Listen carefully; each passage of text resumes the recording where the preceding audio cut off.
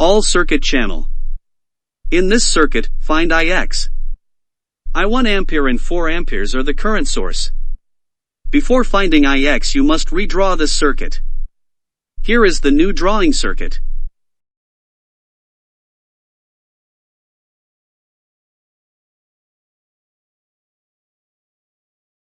From Kirchhoff current law, summation current at any node equals 0. So, for a node A, because 3 resistors have the same value, the current past each resistor will equal or Ix. And, for a node B, 1 plus -4 plus -3 Ix equals 0. Ix equals -1 ampere.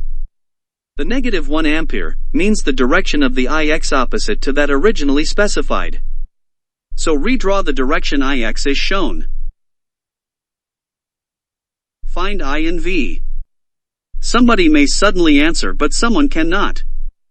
You can use Kirchhoff voltage law or current law to find V and I. Let's do it.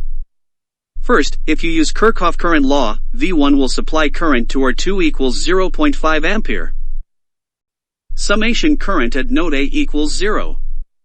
Current from V1 0.5 ampere plus negative current R1 0.5 ampere plus negative I equals 0.